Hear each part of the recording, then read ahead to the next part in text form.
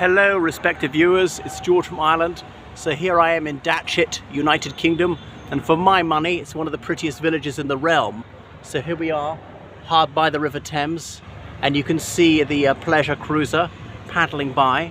So on the other bank of the Thames is Windsor Home Park, as in that's the private part of Windsor Great Park. That's for the royal family. So we're not allowed to go across there. You can see that metal contraption keeping the riverbank in place, and I see a crowd of bovines ruminating beneath the shady trees. So it's splendid. Look, old Father Thames is here, and some people have got their little boats to cruise around on a gorgeous day like that. I've never ever been on that ferry. I so want to go, going from like Runnymede near Egham up to Windsor, or from Windsor towards Maidenhead and things like that. So one day I will go, but they don't go 12 months a year, and there's a lock and they're just narrow enough to get through, leaving about an inch on either side. So they really know what they're doing, the pilots, these things. And so obviously we're very close to the royal borough of Windsor and Maidenhead, right? God save Charles III, who was crowned but a few months ago. So this is Datchet, D-A-T-C-H-E-T. I remember I first passed through here when I was about 10. It would have been the 1990 World Cup, and had luncheon in a restaurant nearby. So Datchet Lodge, look at this house. Maybe if I cross over, you'll see what I'm talking about. So it's a very prosperous area of Berkshire. Bark like a dog. So Berkshire is this county immediately to the west of London. Take a look at that. So some quite fine 19th century houses, some Queen Anne houses as well. So yeah, that Windsor Castle, built about 1170, the largest inhabited castle in the world, and indeed the oldest inhabited castle in the world. But obviously can't see it from this angle. See a bit of the private bit of the park. So you'll see what I'm talking about when I say Datchet.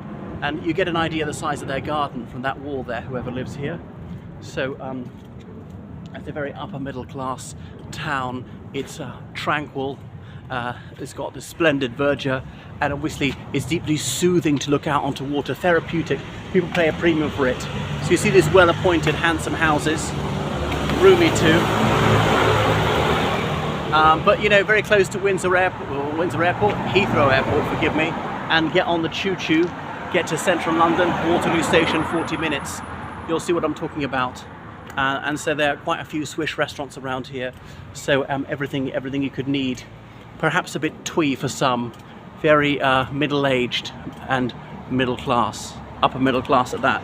Okay, so more vehicles coming through. I'm not really on the pavement side. Anyway, so we had luncheon. My uncles, aunts, my sisters, my cousins here, and then we drove through Eton, and it must have been just before the end of the term. And I remember seeing a few boys in their black tailcoats going around. I happened to say, yeah, I might go there one day. I mean, obviously that was only a fairly slender possibility at the stage, and so it came to pass.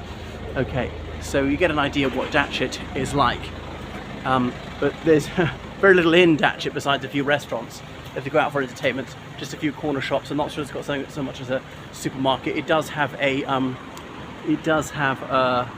petrol station. Wow, how about that for amenities? So there are lots of entertainments in the nearby town of Slough. Slough of Despond, perhaps was the John Bunyan alluding to that when he wrote Pilgrim's Progress? Methinks not.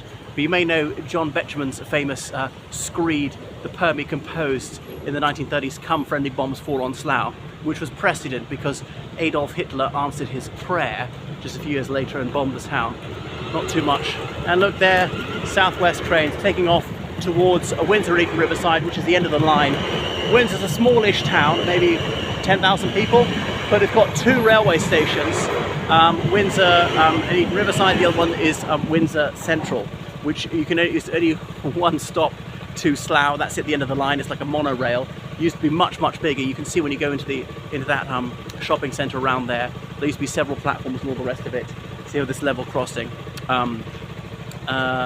or this one which goes to Waterloo from Windsor Eton Riverside. It's actually on the Windsor side of the river. We're on the Eton side of the river right now, and then we'll go through and see more of the town a little bit later. Oh, another thing to point out about Datchet. Another advantage of living here.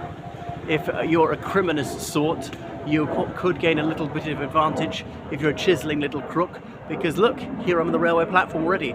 Hey, where were the barrier gates? There aren't any. It's one of the few unmanned stations. Sorry, that's racialist. Unpersoned stations. Okay, maybe I'll say unstaffed stations.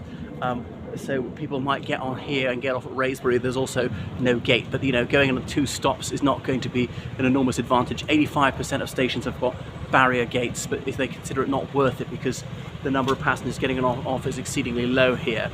But if you get caught, it's a stiff £100 fine at least. Although if you pay within whatever a month or something, it's only 50 quid. So on towards the centre of the fair town of Datchet we'll see very often. So it's like a long walk from Windsor. You get like 3 miles of that, or Eton. So very close to Slough. See the older livery, the basically red livery of South West Railway. When they're not on a strike, SWR railway replacement buses on the weekend. Why is there never a bus replacement train? Okay, so eventually we'll be able to cross over and you'll see what I'm talking about. Okay, on we go.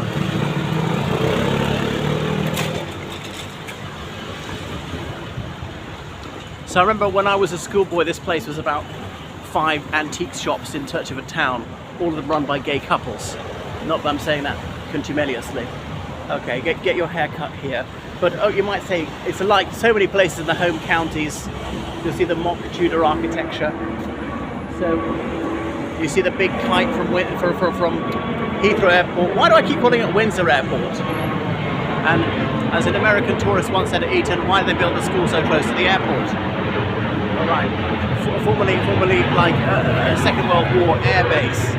And look at this mock Tudor, very unconvincingly done. But I'll show you more of it. There's the tiny village green. Blink and you'll miss it. What do you think?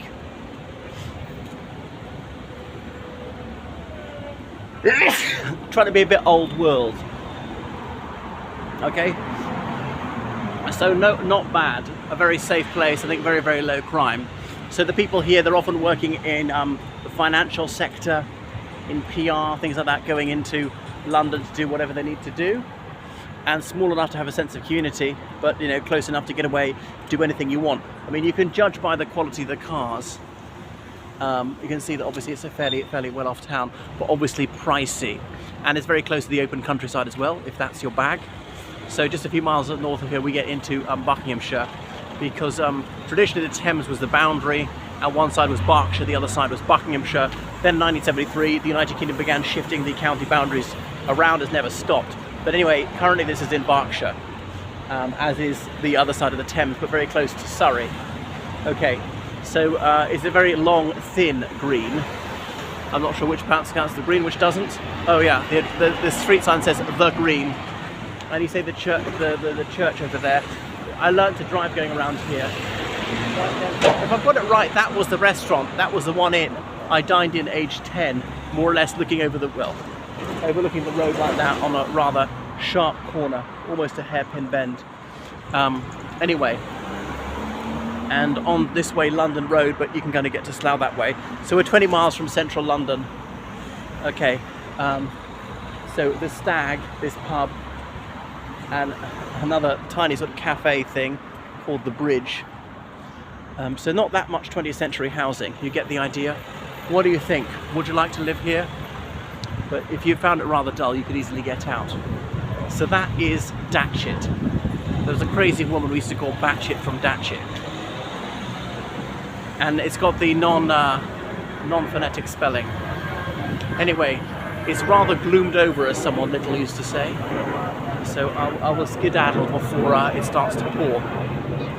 Anything else you might want to know about Datchet? Well, it's close to Savile Garden, nothing to do with the late Sir Jimmy Savile, I'm pleased to say, which is landscape garden at the edge of Windsor Great Park. That's another thing to visit. A friend of mine famously crashed his car into the wall here, my goodness, nigh on a quarter of a century ago. Got into great trouble when his parents tried to lie and cover up for him. Anyway, so yeah, it's maybe a bit too bland, is it? Is it too corporate or whatever, chainy, as it's got Costa Coffee over and things like that, and a few businesses struggling against increasing rents. But I'll tell you how it's a sign of a prosperous town. It doesn't have these boarded up shop units which have gone bust. And Windsor hardly does it all either, actually. And so there's another level crossing up there. What else might one possibly wish to know about Datchet? Pretty small, population around about 2,000, but all these villages are so close to each other. It's difficult to know when Datchet ends and the next one, Sunny Meads, begins. So mead as in short for meadow, but there's such thick vegetation there, the very dense woods. One can't see the River Thames from the road. So when the River Thames wanders at its own sweet will, meandering around here, you can see it's rather flat because this is very much the Thames Valley. So more mock Tudor, looks like more like 1930s to me. Okay, so and there's a strong South Asian influence because of the significant South Asian community here. You know, the fair town of Slough, which stands hard by, has got a large South Asian minority, you know, up to 40% of the population. I remember there were huge exaggerations, even when I was a schoolboy around here, saying, oh, well, it's a majority of people in Slough, when it was nothing like a majority then. It still is a majority even now. All right, so that's enough from Datchet. I think I'll turn off. What do you think? Are you moving here? Goodbye.